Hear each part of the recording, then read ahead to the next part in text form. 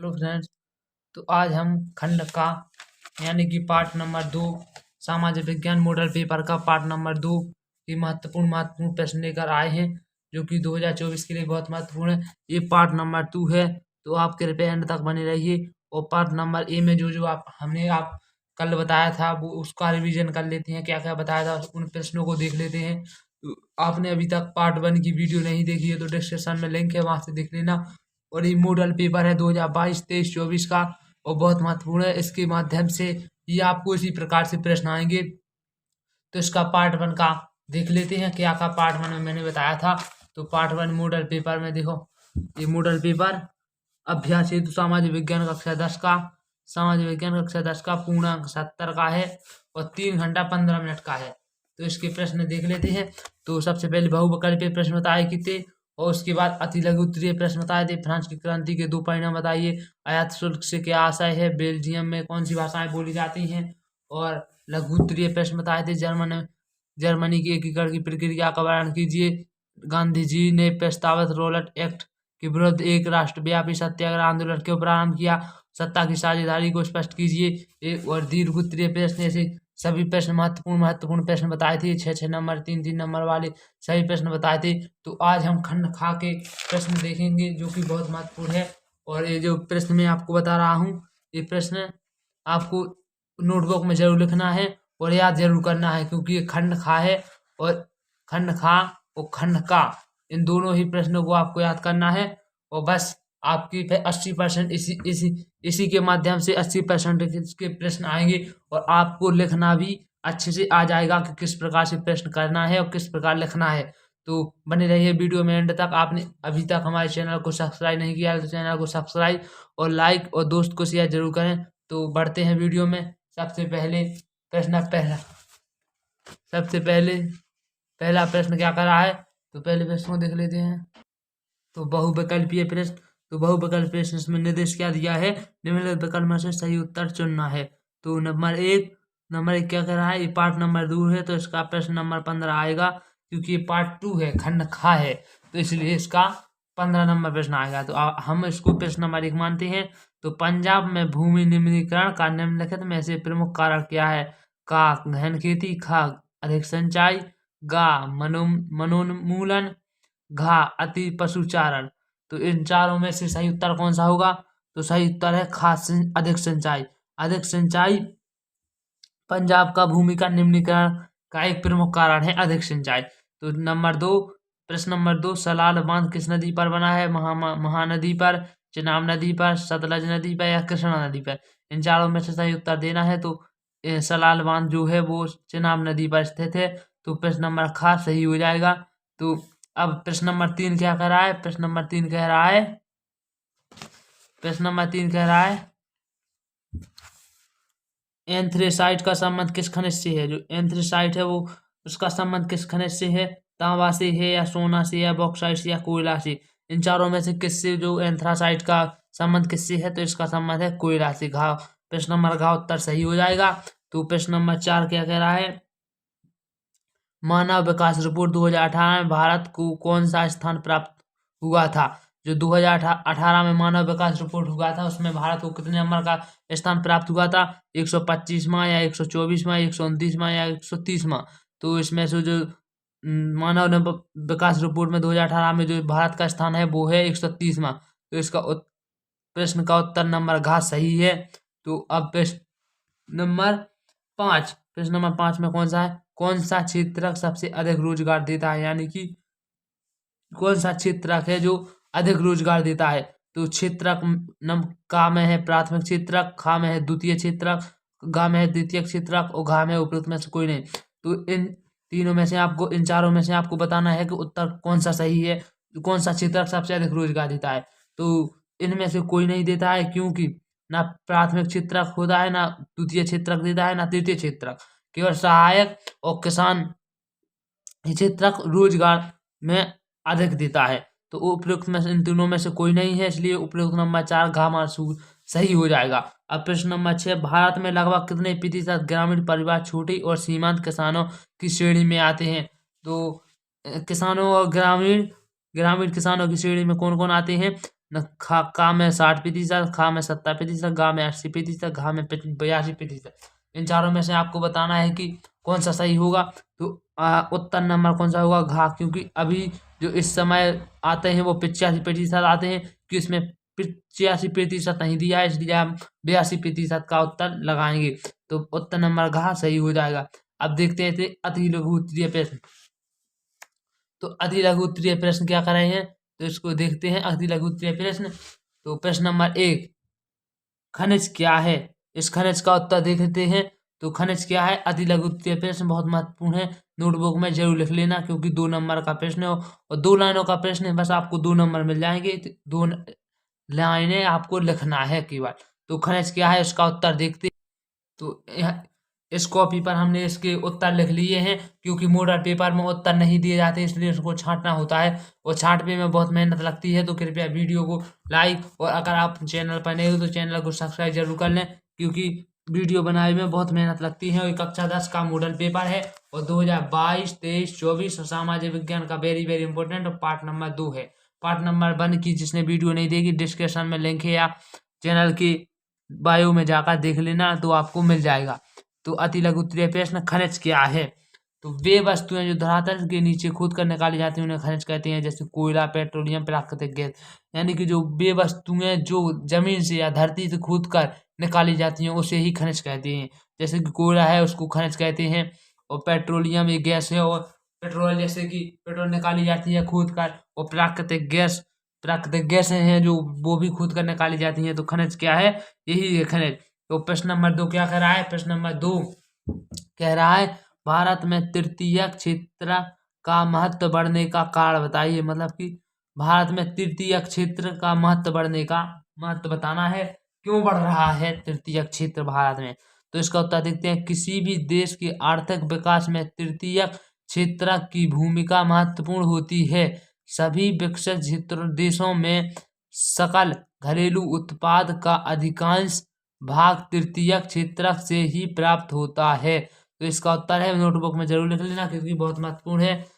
तो very very important question मैं आपको लिखा रहा हूँ और बता रहा हूँ, इनको नोटबुक में लिखते जरूर चलना है, कंजूसी नहीं करना है, जरूर लिखना है और इसको याद भी करना है और रटना भी है, क्योंकि बहुत महत्वपूर्ण है। और इसी प्रकार से आपको प्रश्न लिखने हैं बोर्ड एग्जाम में, और इसी प्रकार से प्रश्न आएंगे। जो मानचित्र की वीडियो है वो भी जल्दी में बनाकर आपको इसी चैनल पर डालूंगा, तो चैनल को सब्सक्राइब, लाइक, शेयर जरूर कर दें। तो नंबर 3, आर्थिक गतिविधियां रोजगार की परिस्थितियों के आधार पर कैसे वर्गीकृत की जाती हैं? इसका उत्तर देखते हैं। तो उत्तर, रोजगार की परिस्थितियों के आधार पर आर्थिक गतिविधियों को 2 वर्गों में बांटा जा सकता है। नंबर 1, संगठित क्षेत्रक, नंबर 2, असंगठित क्षेत्रक। जो आर्थिक गतिविधियां हैं इनको 2 भागों में बांटा गया है। नंबर 1 संगठित क्षेत्रक, नंबर 2 असंगठित क्षेत्रक। तो ये 3 प्रश्न है, अति लघु उत्तरीय हैं और ये बहुत महत्वपूर्ण है, इनको नोटबुक में जरूर लिख लेना। अब देखते हैं लघु उत्तरीय प्रश्न, पार्ट नंबर 2 है और लघु उत्तरीय प्रश्न इसके देखते हैं और नोटबुक में जरूर लिख लेना, याद कर लेना। प्रश्न नंबर क्या है? मृदा अपरदन क्या है? इसके 2 कारण लिखें। तो उत्तर नंबर, मृदा अपरदन, इसकी परिभाषा लिखते हैं मृदा अपरदन की।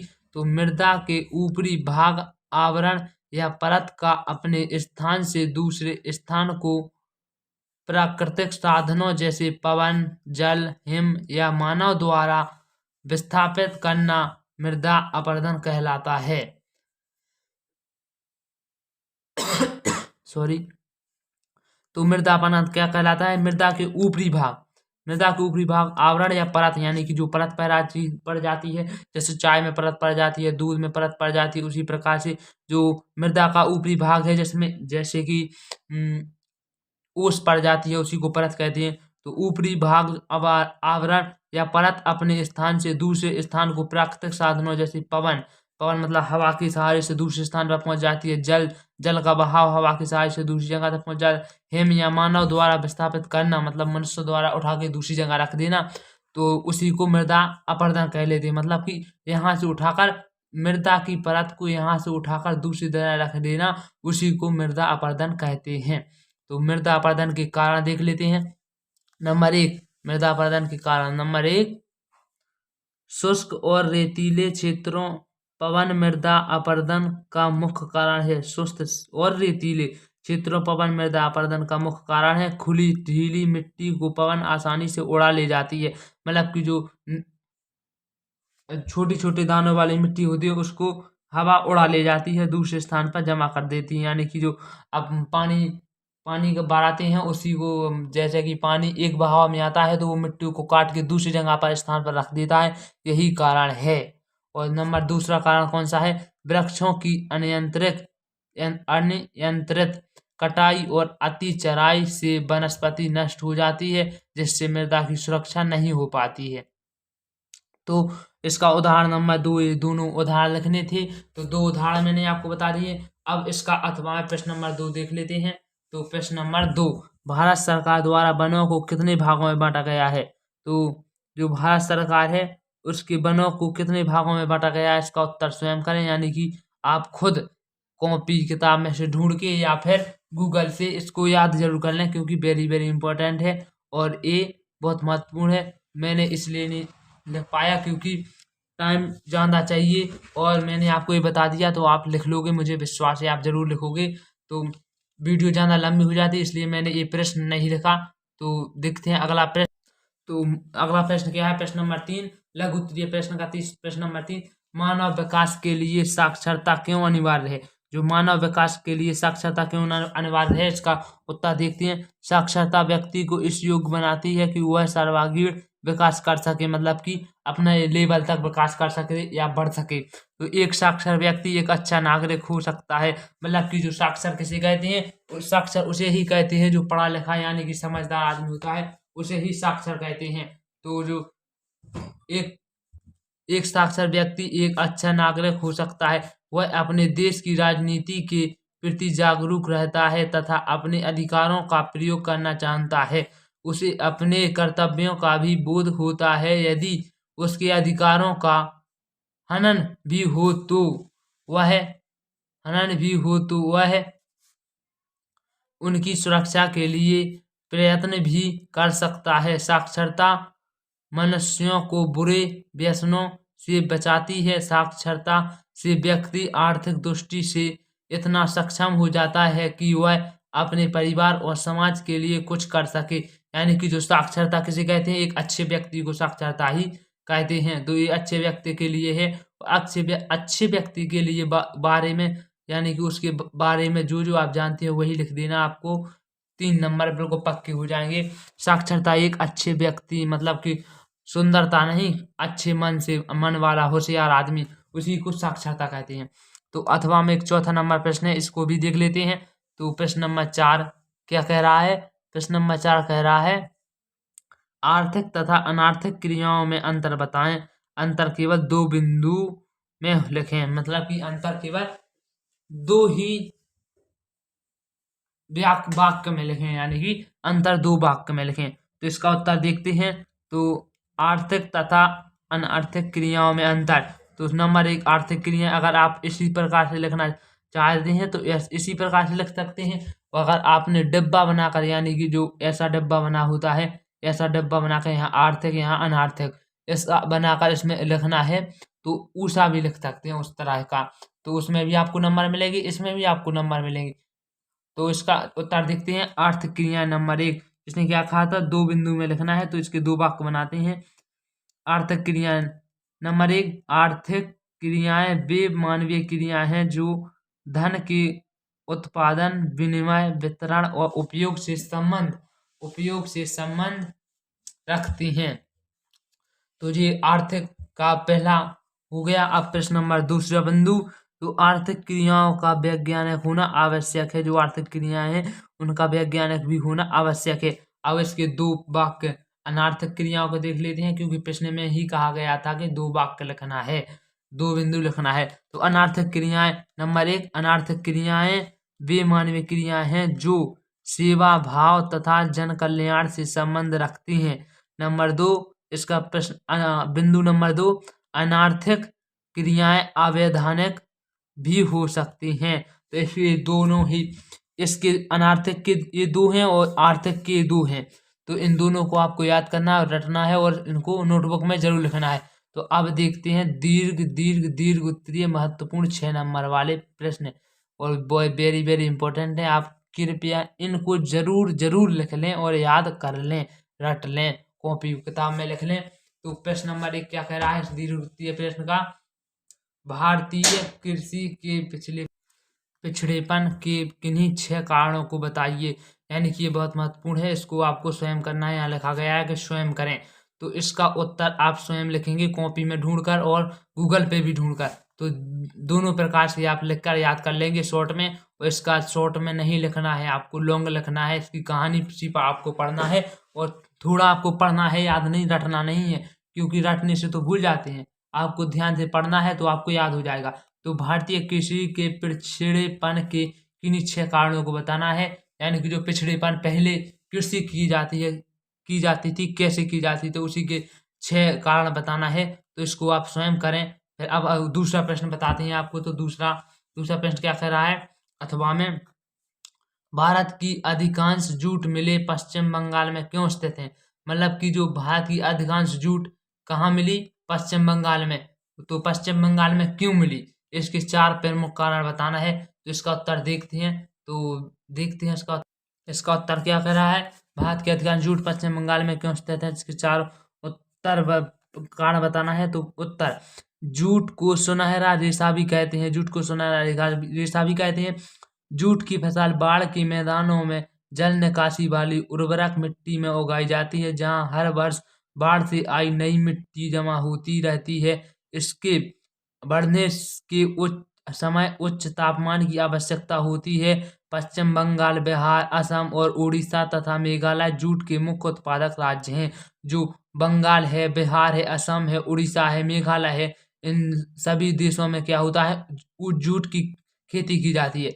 देश की अधिकांश जूट मिले पश्चिम बंगाल में इसलिए स्थित है क्योंकि यहाँ जूट की खेती बड़े पैमाने पर की जाती है। यहाँ की जलवायु जूट की खेती के लिए उपयुक्त है। यानी कि जो पश्चिम बंगाल की जलवायु है वो जूट, जैसे हमारे भारत में जो गेहूं होता है, गेहूं बहुत होता है, उसी प्रकार से जो पश्चिम बंगाल में वहाँ जूट बहुत होता है, वहाँ जूट की खेती की जाती है क्योंकि जूट की अच्छी मिट्टी है, वहाँ पर पैदावार है। तो पश्चिम बंगाल में जूट की मिलों की अधिकांशतः स्थापना के 4 कारण इस प्रकार हैं। कारण नंबर 1, तो कारण नंबर 1 क्या कर रहा है, तो इसको देखते हैं। कारण नंबर 1, जूट की खेती के लिए गर्म और नम जलवायु की आवश्यकता होती है। ताप 25 डिग्री से 35 डिग्री सेल्सियस और अपेक्षित आर्द्रता 90% आनी चाहिए। नंबर 2, हल्की बलुई, डेल्टा और दोमट मिट्टी में इसकी अच्छी उपज होती है। मतलब चारों प्रकार की मिट्टी में इसकी अच्छी उपज होती है जो जूट की।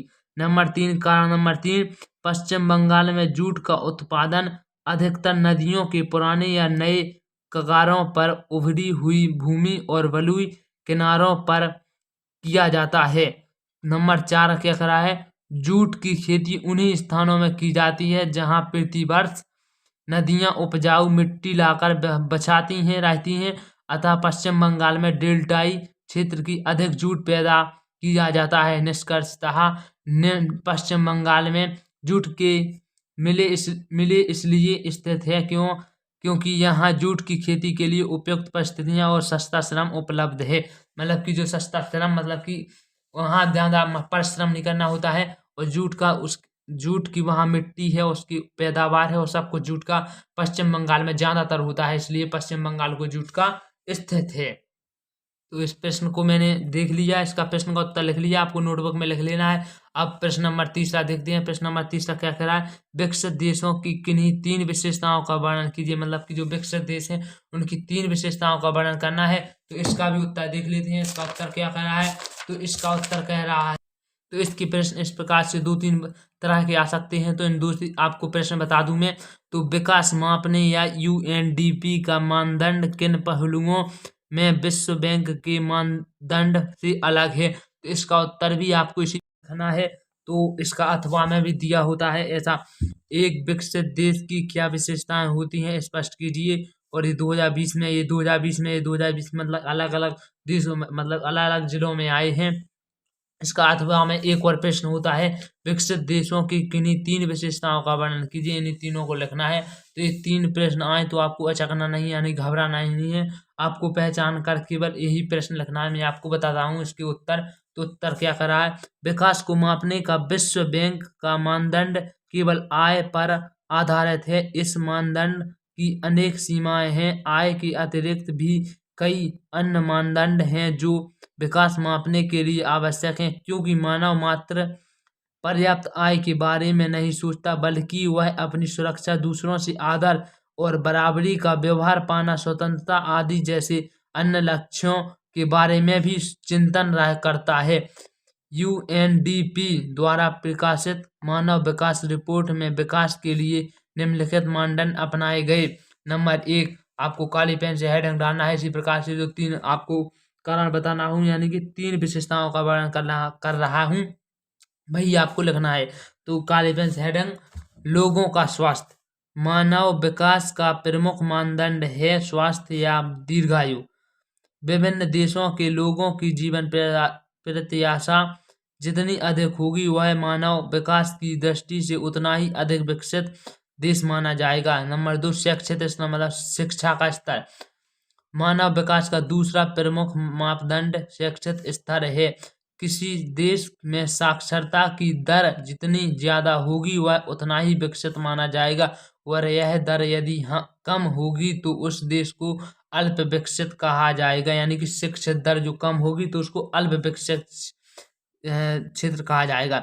नंबर 3 क्या करा है, प्रति व्यक्ति आय। मानव विकास का तीसरा मानदंड है कि प्रति व्यक्ति आय।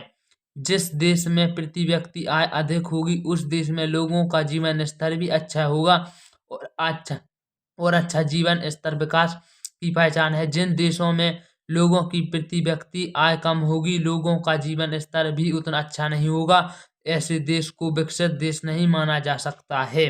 तो ये आपको केवल इतना ही लिखना है और नोटबुक में जरूर याद कर लें। और 3 प्रश्न आपको ध्यान में रखना है, अचकना नहीं है, भूलना नहीं और याद करना है। तो इस प्रश्न को भी आप नोटबुक में जरूर लिख लें। तो इसका अगला प्रश्न देखते हैं। अगला प्रश्न क्या कह रहा है, अगला प्रश्न, उपभोक्ता शोषण के लिए उत्तरदायी कारणों का वर्णन कीजिए। इसका उत्तर देखते हैं। उपभोक्ता शोषण के लिए उत्तरदायी कारणों का वर्णन करना है। तो इसका वर्णन देखते हैं किस प्रकार करना है। तो इस प्रकार के प्रश्न आ सकते हैं, आपको अचकना नहीं है। जैसे कि प्रश्न मैं आपको बता रहा हूँ, अथवा में इतने प्रश्न आ सकते हैं, 3-4 प्रश्न, तो आपको केवल उत्तर एक ही लिखना है। वो प्रश्न इतने प्रकार के आ सकते हैं। तो प्रश्न क्या कह रहा है, उपभोक्ता शोषण के लिए उत्तरदायी कारणों का वर्णन कीजिए, अथवा वे कौन से विभिन्न तरीके हैं जिनके द्वारा बाजार में लोगों का शोषण हो सकता है। यानी कि जो लोगों को लूटा जा सकता है बाजारों में, अथवा में उपभोक्ताओं का शोषण किस प्रकार किया जाता है, उदाहरण देकर समझाइए। अथवा 3 ऐसे कारकों को बताइए जिसमें उपभोक्ताओं का शोषण होता है। तो इतने प्रश्न आ सकते हैं, आपको अचकना नहीं है। केवल ये अपने व्यक्ति के बारे में लिखना है, क्योंकि व्यक्ति बाजार में किस प्रकार लुट सकता है। तो इसका उत्तर देखते हैं। उत्तर क्या करा है, उत्पादों तथा व्यापारियों द्वारा उपभोक्ताओं का कई प्रकार से शोषण किया जा सकता है। इसके लिए निम्नलिखित कारण उत्तरदायी है। नंबर 1, काले पेन से हेडिंग डालना है, आकर्षक विज्ञापन। बहुत सी कंपनियां अपनी बनाई वस्तुओं आदि का आकर्षक विज्ञापन द्वारा प्रचार करती हैं। इसमें उन वस्तुओं के गुणों को बढ़ा चढ़ाकर पेश किया जाता है, किंतु इनके बुरे प्रभावों के बारे में कुछ नहीं बताया जाता। इस कारण कभी कभी उपभोक्ता आकर्षक विज्ञापनों के झांसे में आकर ठगे जाते हैं। यानी कि जो जो पुरानी कॉपी किताब में कुछ भी हो सकती हैं, उनको अच्छे प्रकार से नए ढंग से नए प्रकार से बनाकर जो उनको लूट लेते हैं, या बेचकर उनका धन जो लूट लेते हैं, वो ठगे जाते हैं। इसी प्रकार एक प्रश्न कह रहा है। तो दूसरा, साक्षरता कम होना, यानी कि पढ़ा लिखा कम होना। बहुत से उपभोक्ता ऐसे भी होते हैं जो निरक्षर हैं। वे विभिन्न वस्तुओं को खरीदते समय उन पर लिखी गई जानकारी को नहीं पढ़ पाते और शोषण का शिकार बन जाते हैं, यानी कि लुट जाते हैं। और नंबर 3, नई वस्तुओं का बाजार में आना। आजकल बाजार में नित नई वस्तुएं नए नाम से आती रहती हैं, जिससे उपभोक्ता के लिए सही वस्तु का चयन कठिन हो जाता है। उपभोक्ता यह समझ नहीं पाता कि कौन सी वस्तु सही है और कौन सी वस्तु गलत है, और कौन सी वस्तु असली है और कौन सी वस्तु नकली है। इसलिए इस तीसरे प्रकार से भी आदमी लुट जाता है।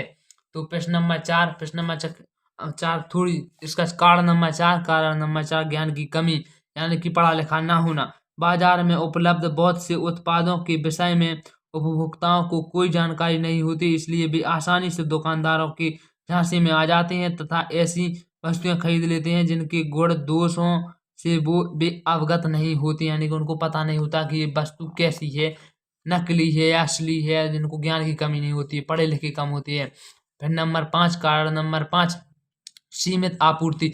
जब कभी किसी वस्तु की मांग बाजार में बढ़ जाती है तो दुकानदार ग्राहकों का शोषण करने का मौका खोजते हैं। वे ऐसी चीजों को दबा लेते हैं और फिर उपभोक्ताओं को ऊंची कीमत पर वह वस्तु बेचते हैं। इस प्रकार सीमित आपूर्ति से भी मूल्य वृद्धि जैसी प्रवृत्तियों को बढ़ावा मिलता है, यानी कि जो चीज बाजार में आई है उस चीज की कमी आ जाए, खरीदने वाले ज्यादा हो जाए, उपभोक्ता ज्यादा हो जाए, उस चीज की कमी आ जाए तो दुकानदार उसको लूटने के लिए उसका भाव बढ़ा देते हैं, उसका मूल भाव बढ़ा देते हैं। जैसे गेहूं बोने के टाइम पे अगर खाद खत्म हो जाता है तो जो दुकानदार होते हैं खाद की रेट बढ़ा देते हैं। जो 1500 की बोरी आती है DAP की वो 2000 कर देते हैं। तो सीमित आपूर्ति मतलब कि ये इसी के बारे में बता रहा। और सीमित प्रतिस्पर्धा, तो इसके बारे में अभी देखते हैं। सीमित प्रतिस्पर्धा तो कुछ क्षेत्रों में कुछ उत्पादकों के एकाधिकार के कारण सीमित प्रतिस्पर्धा होती है, जिससे उत्पादक ऐसी वस्तुओं के दाम बढ़ा देते हैं। इस प्रकार इससे भी उपभोक्ताओं का शोषण होता है। तो ये केवल 6 ही कारण हैं जो उपभोक्ता लुट सकता है 6 कारणों द्वारा। तो उसमें आपको सभी प्रकार के कारण बताए गए हैं। तो आई होप आपको वीडियो अच्छी लगी होगी। अगर आपको वीडियो अच्छी लगी तो वीडियो को लाइक और चैनल को नए हो तो चैनल को सब्सक्राइब और दोस्त को शेयर जरूर करें। और मैंने आपको महत्वपूर्ण प्रश्न बताए हैं तो इनके उत्तर जरूर लिख लें। तो मिलते हैं अगली वीडियो की तरफ। तो इस वीडियो के सभी प्रश्न आपको महत्वपूर्ण हैं और सभी प्रश्न आपको लिखकर याद करना है। और जो पार्ट 1 की वीडियो नहीं देखी है तो डिस्क्रिप्शन में लिंक है, वहां से देख लेना। तो मिलते हैं अगली वीडियो की तरफ। तब तक के लिए जय हिंद, जय भारत।